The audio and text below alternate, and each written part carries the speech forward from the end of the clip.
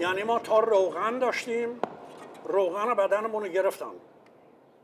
حالا که از پا افتادیم توجه به افتادگیمون نمی کنند. یه نفت که نداشت رفت. یه انار گفتم، یه انار اینه خوشمزه. وقتی که میکنید آبش به طلا گریدی یه تو فالش هم پرت کنم چه خار زلیل گفتم.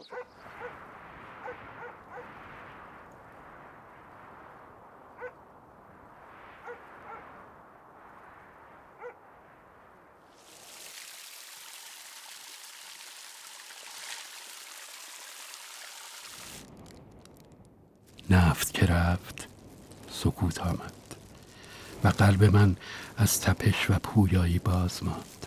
چهره سوخته و لبهای خشکیده مردمانم آتشی بر دودمان دلم میزند.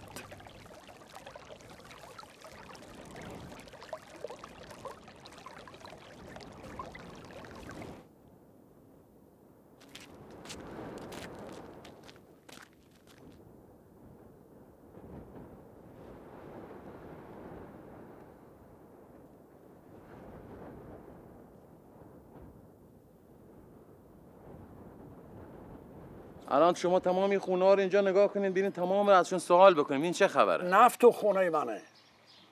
نفت اصلا من از تو خونم در میاد. من دارم توی لجن، توی گاز زندگی میکنم.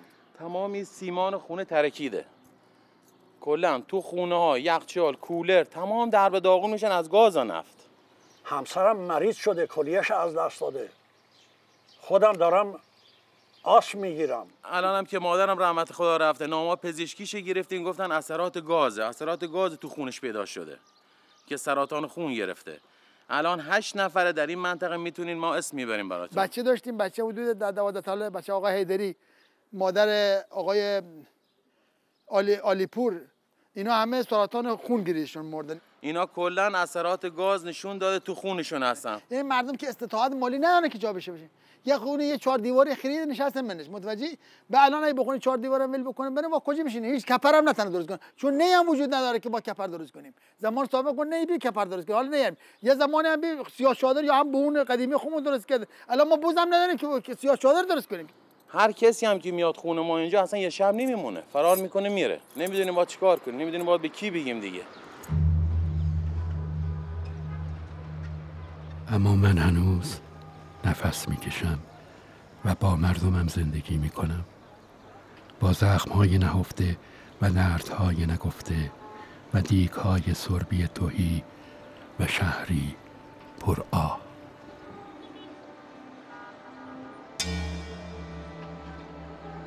از اون موقعی که آمدم تو این مسئله ما خدا شاهده یه نون و دو نون نشده.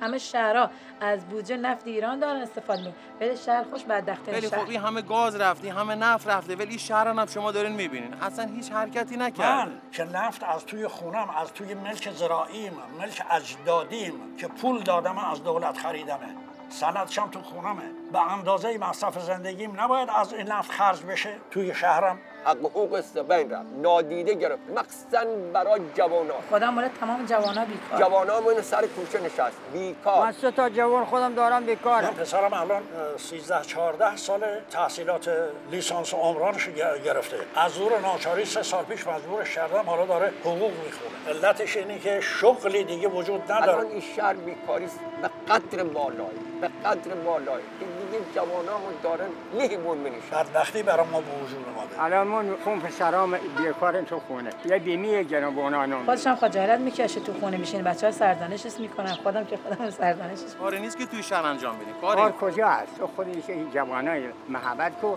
جواب. وقتی کار برایش پدرمون نیست، برای ما نیست. من میگم آقا بشین اما جا برای خودت راحت. من میرم یه آشغال پاشغالی ای فروختم میاره پول و نون برات میاد. الان 10 تا بچه دارم. 6 تا بچه داریم. خودم زنم هم 2 تا 8 نفریم. فقط ما هم یارانه و مستمری. از چیه؟ از بدبختی، از نداریه. نه یک سسه، نه یک کارخونه در این شهر بوده، نه هر هیچی بود، هیچی نداره. شهر کار نداره که کار برسو بکنن. شرکت هم هست ولی ایران غریبان میارن داخل شرکت ها کار میکنن. مردم خصوص این بیکار جان بچه. عیال بار بدون درآمد اینا در هفته هم خدا شاید داخل یه شب 2 شب بدون شام خوابیم. حضرت عباس ما رو بیکار نه پول بیمه داریم. من 65 سال عمرمه. نه بیمه دارم. همیشه میام تو خاک‌ها اینجا میشینم و میرم. ایماز گسنه اون که بینیم لرزه کنیم. نباید اینطور باشه. ای خمونیم ولی که میریم برای ریم او برای ایان ای برای یه خط داریم زمان انگلیس‌ها یاد بیان ریم تا 4 بشه از 4 بشه تا بیان ریم و یای مرو دی حال ما هم با نباز به فجنا باشه حالا ما رفته گوی تو گنبست گیریم مردم مقصر نیست. کارخونه دیده تو شهر چه دیدی؟ این تقصیر چیه؟ تقصیر مردمه. این حرفا ایمانو پیاد داشت بکن. این شهر خیلی زایه. تو دونی مو اس ممکنه که ضبطم کردی؟ اس ممکنه که ضبطم کردی؟ درد دلم خدا شاد اگر 24 ساعت هم بگم با صدای بلند رو هم پشت بونه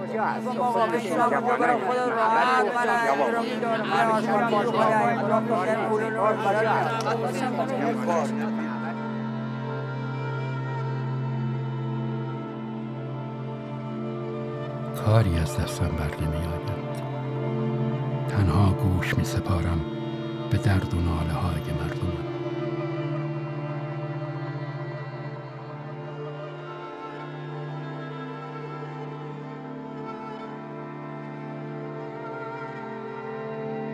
نفت نه اصلا به درد چیشون خورده مردم بچه سلیمان؟ نفت هیچ بدی نداشت. خوبی داشت بدی نداشت. نفت سیاه چه فایده داری سیما؟ یکی یا یکی رهون یکی گردره هر کی یا نفت بره ایمان بعد دختون هم چم هیله و ره ما همچین چیزی ما تا حال نفهمیدیم که نفت سیاه اصلا نفت سیاه دنیا رو وجود آورد. نفت سیاه دنیا رو وجود آورد. الان 100,000 مرتبه از جلو چهار شماره یک رد میشی اصلا یه احترامی نمیذاری.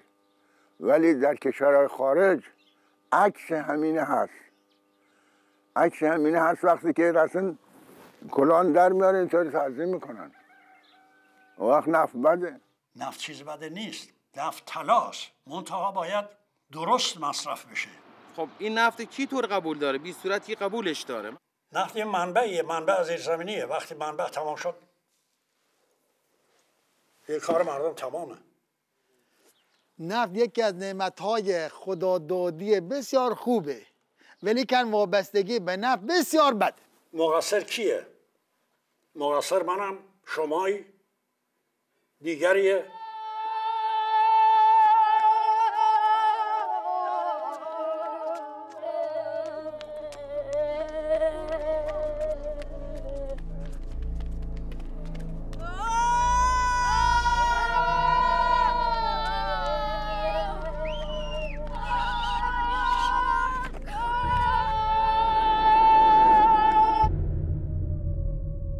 امروز لوله های نفت بازیچه‌ای شاد برای کودکان بختیاری اند.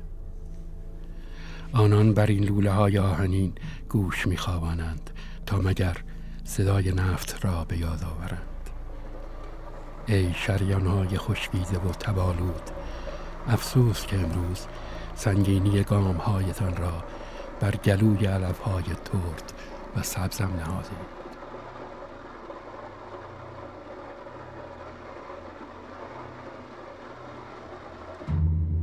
همچون درخت کناری در تپه های غبارآلود که لابلای شاخه هایش هزاران پاره سنگ را به دل دارد تنها ماندم. تنها و بی نصیب بر مزاری کهنه. شیرانی از تبار سنگ در وسط یک انتظار به حسرت نشستند. گویی آنان هنوز حافظان مراتع منند و دلگرمی برای گوسفندان این دیار.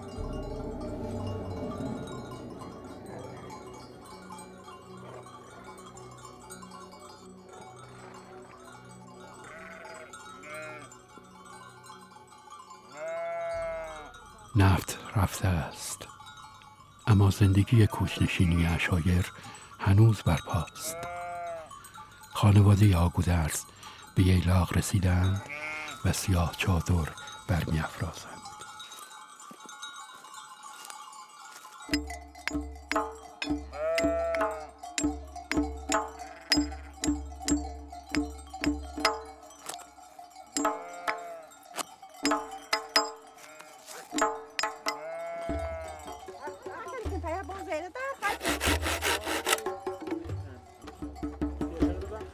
بنازم آن سرا چرخه پیروز را پریروز پیروزم روز را سر شب دل شاد سر تاج داشت سهرگه نسر تنو ای نسر تاج داشته ای اگر رفت رستم بیرون زین جایان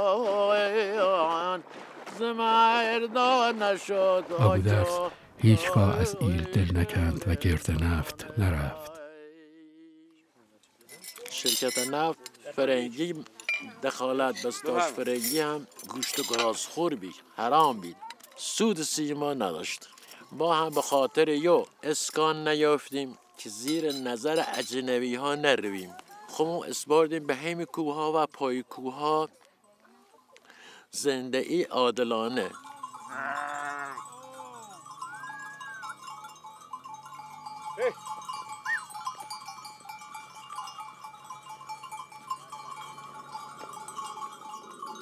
گوسفندان ساکت و صبور بختیاری در پناه حجم توفنده شعله ها گوشتیز کردند.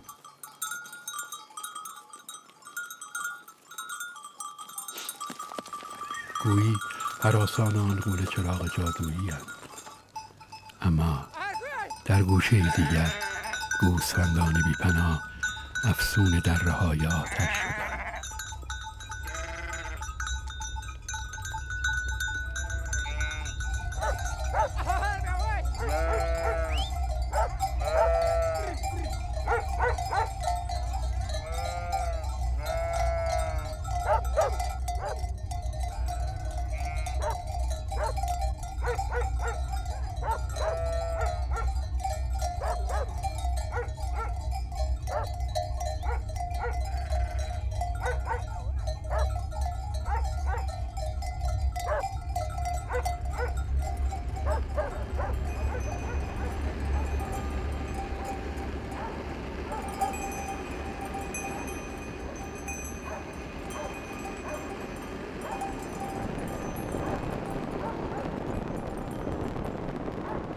اما از این همه فصل که بر من گذشت سهم من تنها سوز آتش و بوی نفتی بود که آمد